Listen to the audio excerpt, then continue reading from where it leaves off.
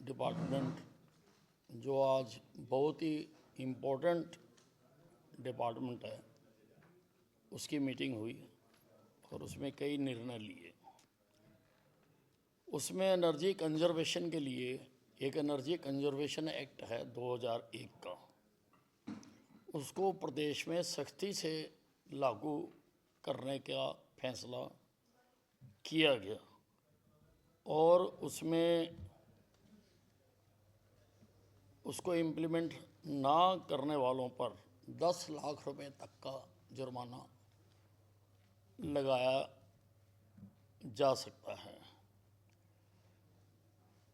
सभी जिलों में कूड़ा को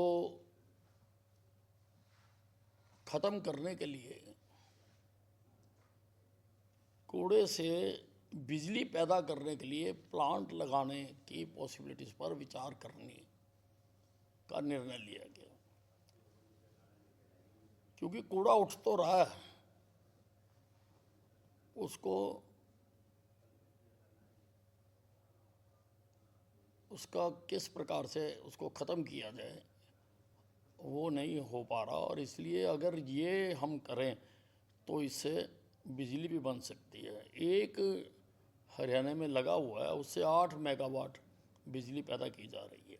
तो मैंने कहा कि हर ज़िले में कम से कम एक लगाकर, ताकि आसपास के सभी इलाकों का कूड़ा वहाँ आ सके और इससे बिजली पैदा की जा सके। उसी प्रकार प्रधानमंत्री सूर्य घर योजना जो है, उसको अधिक से अधिक प्रचारित करने का फैसला किया गया है, ताकि अधिक से अधिक जो लोग हैं वो सोलर एनर्जी लगाएं। इसमें सरकार सब्सिडी देती है 3 मेगावाट तक 78,000 रुपये इसमें सब्सिडी सरकार देती है। और सभी डिपार्टमेंट्स को, इंडस्ट्रीज़ को और लोगों को ये प्रार्थना की गई है कि वो जो आम बल्ब हैं उनकी जगह पर केवल एलईडी बल्ब ही लगाएं सब जगह पर, चाहे स्ट्रीट लाइट है। कमेटियां भी सब हम लिख के भी भेज रहे हैं कमेटियों को कि केवल एलईडी ही लगाई जाए। उसी प्रकार से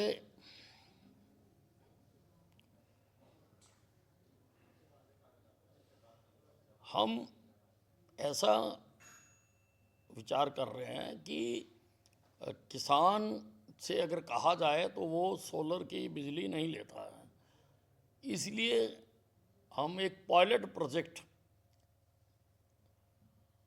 लगाने का फैसला किया है।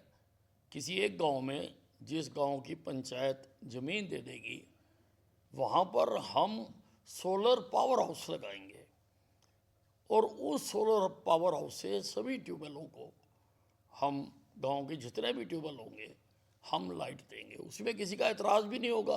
बिजली भाखड़ा से आ रही है या पानीपत से आ रही है या सोलर से आ रही है, तो उसमें किसी को एतराज़ भी नहीं होगा। और ये खाली दिन की बिजली होगी, रात का सिस्टम इसमें नहीं होगा। दिन की जो बिजली है वो केवल 2 रुपये यूनिट पड़ती है। तो जो इतनी बड़ी सब्सिडी दे रहे हैं हम, उसमें भी बचाव होगा। अगर ये कामयाब हो गया तो गांव-गांव में ये सोलर पावर हाउस लगाए जाएंगे। प्रधानमंत्री सूर्य घर योजना में कितने किलोवाट तक जो है सब्सिडी दे रही है? 3 किलोवाट तक।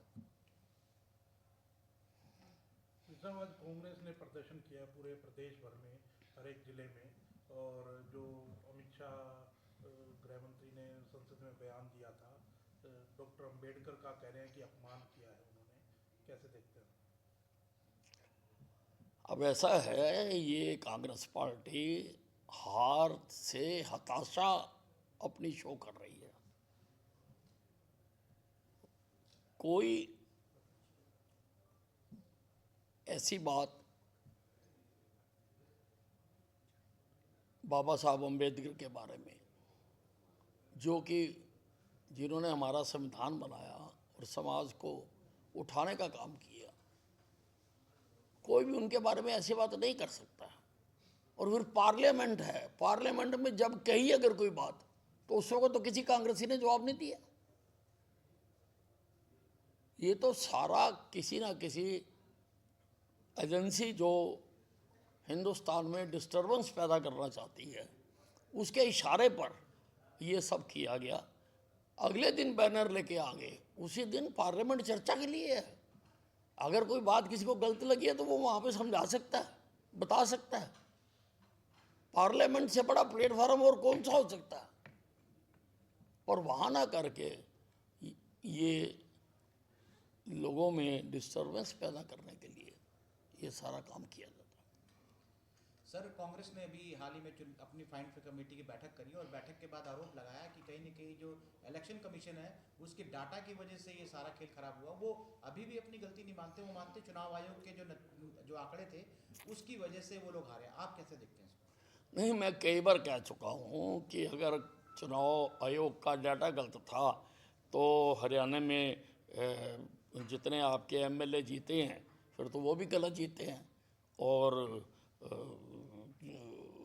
अपनी बात का ही सम्मान रखते हुए उन सब एमएलए को त्याग पत्र देना चाहिए, क्योंकि वो गलत डाटा की वजह से चुने गए हैं।